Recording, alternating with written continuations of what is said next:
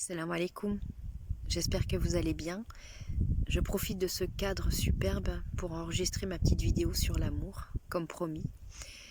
Je vais tenter de le définir autant que faire se peut, parce que l'amour n'est pas un concept, l'amour c'est quelque chose qui se vit, qui se ressent, qui se partage.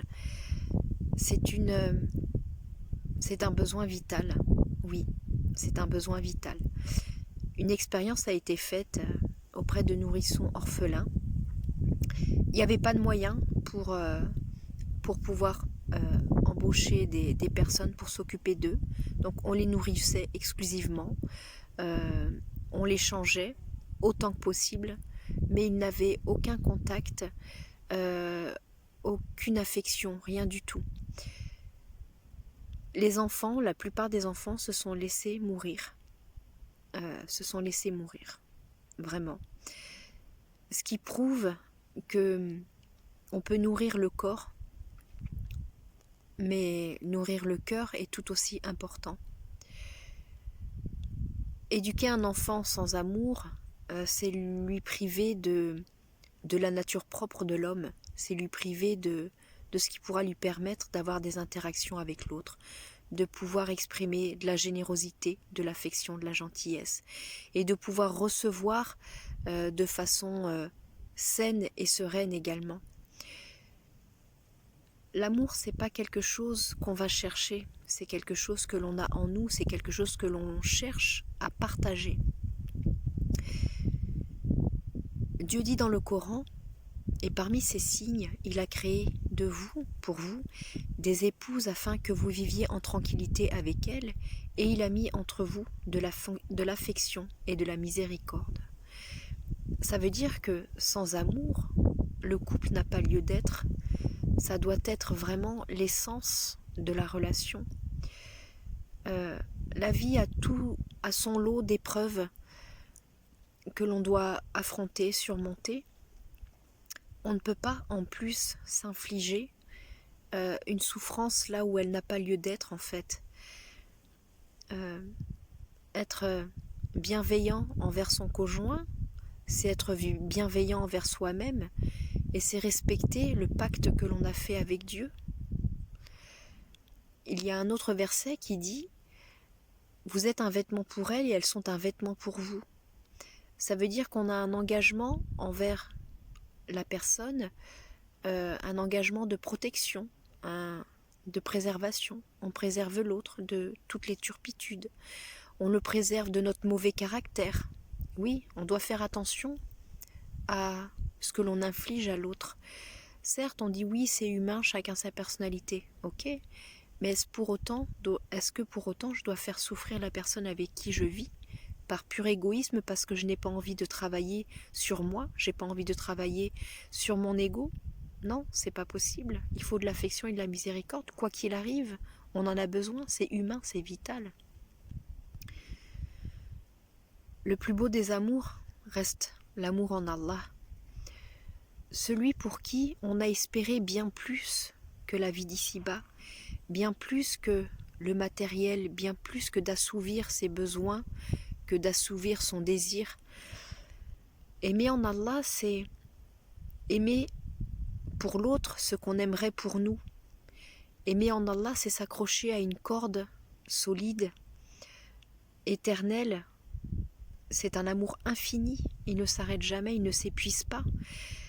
On peut aimer quelqu'un, on peut aimer beaucoup de personnes, mais les chemins se séparent, et puis parfois la personne qui est en face de nous ne nous correspond pas ou ne nous correspond plus. Et les chemins se séparent, c'est comme ça. Ça nous fait souffrir, mais ce qui nous fait souffrir, c'est pas l'amour en lui-même, c'est la situation, c'est les blessures, c'est les traumatismes, c'est peut-être les choses qui ont été dites, mais c'est pas l'amour en lui-même. Donc s'accrocher à l'amour d'Allah, c'est s'accrocher en quelque chose dans lequel il y aura toujours un espoir d'être aimé et toujours un espoir d'aimer, parce qu'on a autant besoin d'être aimé que d'aimer. Souvent on dit on doit donner en couple sans vouloir de retour. Oui, on donne pas par espoir de retour, mais on a besoin de recevoir aussi. Une relation, ce n'est pas à sens unique, c'est juste pas possible. Au bout d'un moment, on finit malheureux. Donc l'amour, c'est quelque chose que l'on peut mettre dans les gestes du quotidien. Je vais préparer un bon plat à cuisiner pour mon mari, pour ma femme, pour mes enfants, pour mes parents, pour mes amis. Je vais sourire à mes proches, aux gens que je ne connais pas. Je vais leur passer le salam, la paix. C'est de l'amour, c'est transmettre de l'amour. Il n'y a qu'à suivre le comportement du prophète Mohammed sallallahu alayhi wa sallam. Il n'a transmis que de l'amour autour de lui. Il n'a transmis que de l'amour. Il n'a fait que ça tout le temps. Il a transmis un comportement remarquable par les plus belles qualités. Avez-vous vu des défauts chez lui? Non. Bien sûr que non, et pourtant il a eu son lot de souffrances. Il était orphelin, sa famille était contre lui, il a été persécuté, il a été chassé de sa ville, il a vécu bien plus d'épreuves que la plupart d'entre nous, et pourtant il était toujours là, il avait toujours espoir, il a été choisi pour représenter ce que l'humain devrait suivre en fait.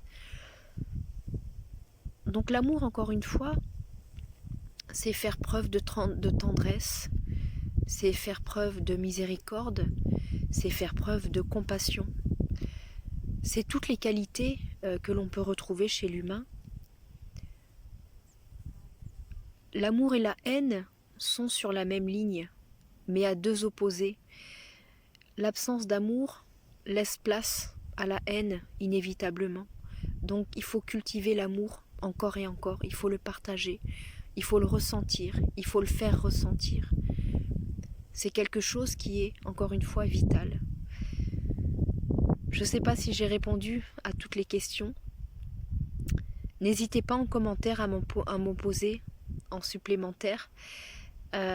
J'y répondrai autant que possible. J'ai essayé de donner mon opinion la plus sincère, la plus honnête possible sur ça. Je pense que une des clés de la non-perte d'amour, c'est la patience, c'est l'optimisme, c'est la volonté de vouloir satisfaire Allah, de vouloir satisfaire notre Créateur. Et j'ai rien d'autre à ajouter à tout ça, je peux rien dire de plus. Donc je vous dis à bientôt, Inch'Allah. Une phrase des années 70, faites l'amour, pas la guerre. On peut la sortir à ce moment-là, oui. Faites l'amour, pas la guerre. Dans le halal, bien sûr, n'oubliez pas. Salam alaikum, à bientôt, Inch'Allah.